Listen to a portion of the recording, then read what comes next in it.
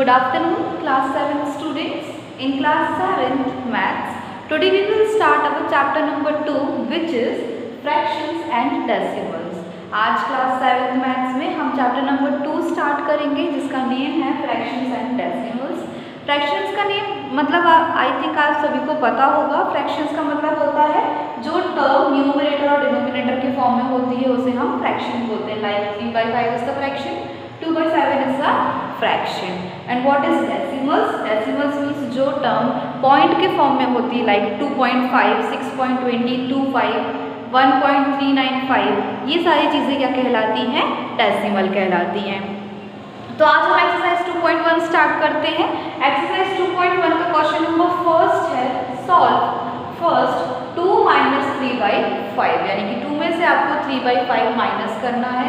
अगर आपको ये याद हो तो हमने क्लास 5th में भी इस तरीके के एलसीएम वाले इस तरीके के सॉल्यूशंस को सॉल्व किया था। Again we will solve it.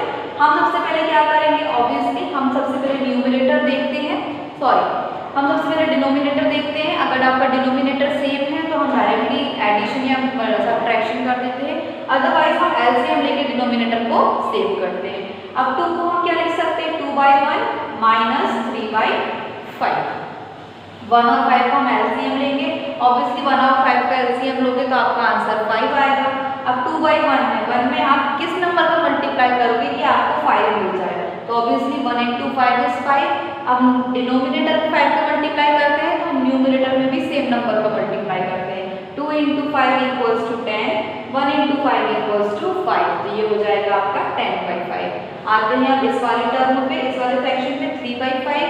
5 में ऑब्वियसली आप 1 का मल्टीप्लाई करोगे 5 के लिए, बिकॉज 5 × 1 = 5, ऊपर भी 1 का मल्टीप्लाई हो जाएगा, ये 3/5। ये आपको मिल गया 10/5, 3/5। आपके क्वेश्चन में आपको माइनस करना है, तो 10/5 - 3/5, 10 - 3 7, 5 का 5, so it is 7/5. Now come to the next question, which is 3/5 + 2/7. Now here your denominator is different. एक आपको 5 दिया है और एक 7 दिया है, तो हम क्या करेंगे? 5 और 7 का हम एलसीएम लेंगे। 5 और 7 का हम एलसीएम लेंगे, we will get 5 × 7 35। 3/5 है, 5 में हम किस नंबर का मल्टीप्लाई करोगे कि आपको 35 मिल जाए? 5 7 = 35, एंड ऊपर भी 7 का मल्टीप्लाई होगा, 3 7 = 21, 5 7 = 35। नाउ अब हम आते हैं 2/7 पे।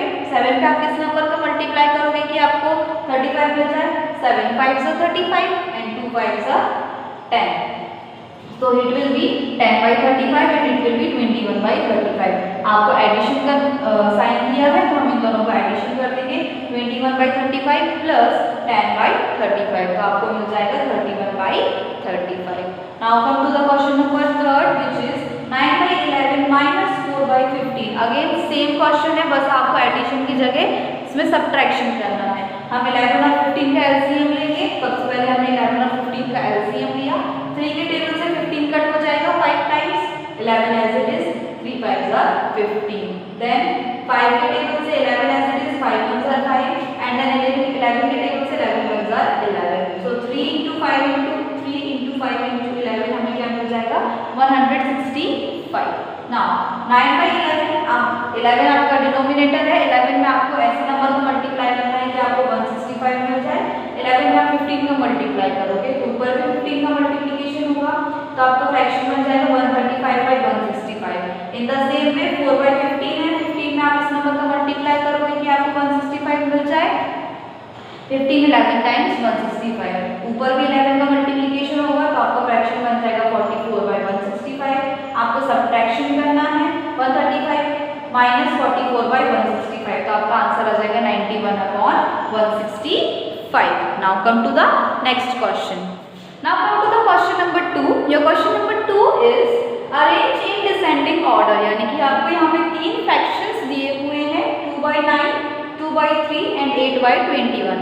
आपको इन्हें डिसेंडिंग ऑर्डर में अरेंज करना है। डिसेंडिंग मीन्स बड़े से छोटा।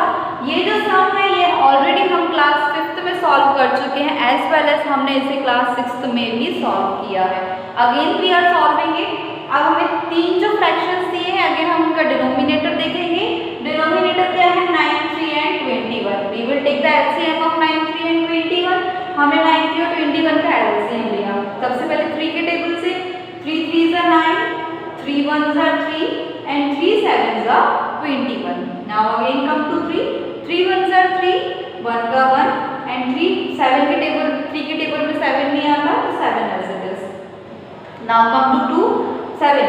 1 का 1 1 का 1 and 7 1s are 1. नीचे 1 1 आ गया, हम इन सब का मल्टीप्लाई कर देंगे 3 into 3 into 7. 3 into 3 into 7 हमें एलसीएम मिल जाएगा 63. अब हम लेते हैं 2 by 9. 2 by 9 अगेन 9 डिनोमिनेटर है, हम 9 में उस नंबर का मल्टीप्लिकेशन करेंगे हमें 63 मिल जाए. सो 9 7s are 63. 7 नीचे भी 7 आएगा, ऊपर भी 7 आएगा, तो ये आपका फ्रैक्शन बन जाएगा 14 by 63. In the same way 2 by 3 को लेंगे, 3 में हम 21 का मल्टीप्लाई करेंगे तो ऊपर भी 21 का मल्टीप्लिकेशन होगा, आपका फ्रैक्शन बन जाएगा 42 by 63. 8 by 21 को लेंगे, 21 में 3 का मल्टीप्लाई होगा, आपका फ्रैक्शन बन जाएगा 24 by 63. नाउ आपको तीन फ्रैक्शंस मिल गए, तीनों का डिनोमिनेटर सेम है, 40 by 63, 42 by 63 एंड 24 by 63. हमें क्या बताना है कि इनको हमें डिसेंडिंग ऑर्डर में अरेंज करना है, यानी कि बड़े से छोटा. सबसे बड़ा ऑब्वियसली 42 by 63 है, उसके बाद 24 by 63 और उसके बाद 40 by 63. अब जो 42 by 63 है वो किसका फ्रैक्शन है? 2 by 3 का, दैट मीन्स 2 by 3 सबसे बड़ा है. उसके बाद 24 by 63 that means 8 by 21 and then 2 by 9. So this is your solution number second. Question number 3 is, in a magic square, the sum of numbers in each row, in each column and along the diagonal is same. Is this a magic square? यानी कि यहाँ पे आपको एक magic square दिया हुआ है. यहाँ पे जैसा हमने एक्सरसाइज 1.1 में सॉल्व किया था ये वैसा ही है.